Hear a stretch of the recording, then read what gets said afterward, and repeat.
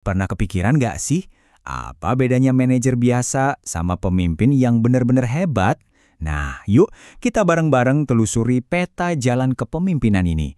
Kita bakal bedah semuanya, dari yang paling dasar sampai gimana cara praktiknya di dunia nyata.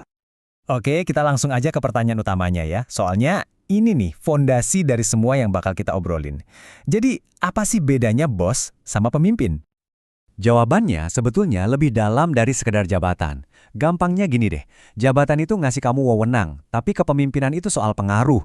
Semua orang bisa jadi bos kan, tapi buat jadi pemimpin itu butuh keahlian yang harus diasah terus. Ini bukan lagi soal nyuruh-nyuruh, tapi soal gimana caranya menginspirasi orang lain. Oke, kita mulai dari yang paling dasar dulu ya.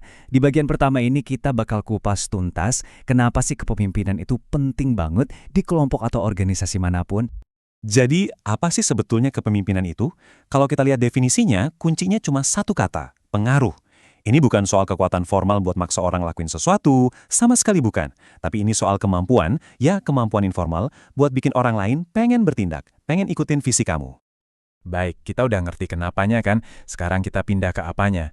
Di bagian kedua ini kita bakal coba kenali apa aja sih komponen-komponen inti yang bikin seorang pemimpin itu jadi efektif. Perbedaannya, wah jelas banget.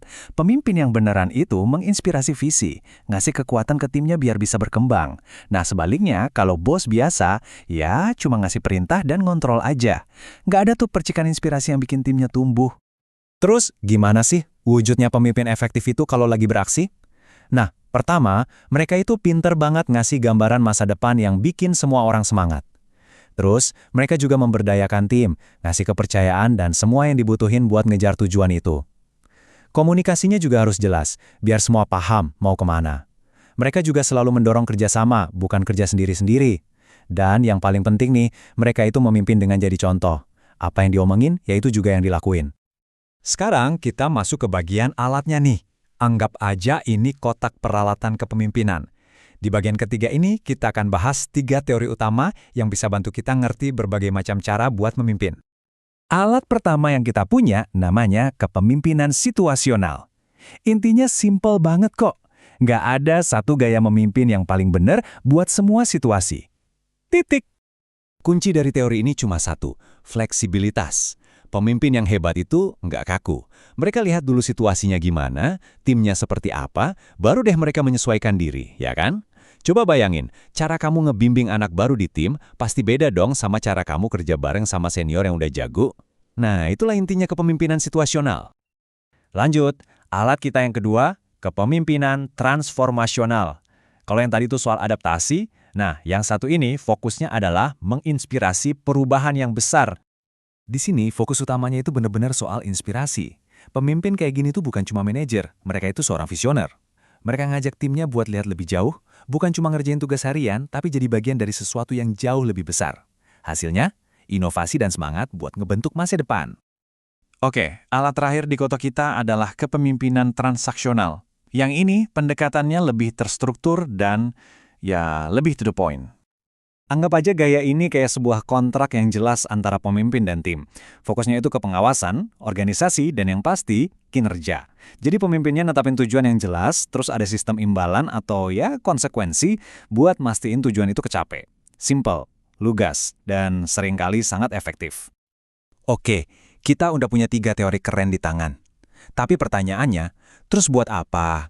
Apa gunanya kalau kita nggak tahu cara pakainya? Nah, di bagian terakhir ini, kita bakal lihat gimana semua teori ini bisa kita terapin di dunia nyata. Jadi, gimana cara kakeknya? Coba bayangin deh, kamu dikasih sebuah studi kasus bisnis.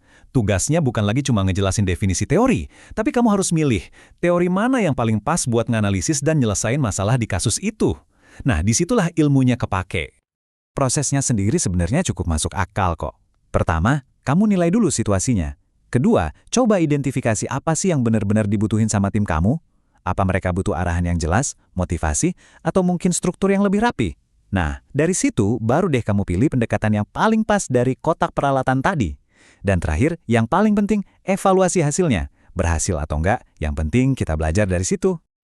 Dan ini adalah poin paling penting dari semua obrolan kita. Jadi, pemimpin yang efektif itu bukan soal jago di satu gaya aja, tapi soal punya rasa. atau kebijaksanaan buat milih alat yang pas, di waktu yang pas, buat tugas yang pas.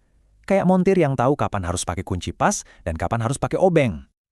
Nah, itulah tadi peta jalan singkat kita buat memahami dasar-dasar kepemimpinan. Kita mulai dari mengapa kepemimpinan itu penting, lanjut ke apa sih yang bikin pemimpin itu efektif, dan terakhir bagaimana cara menerapkan teori-teori ini dalam praktek. Sebagai penutup, saya mau kasih satu pertanyaan buat kamu renungkan. Setelah kita lihat berbagai macam gaya kepemimpinan tadi, kira-kira gaya mana sih yang paling kamu banget?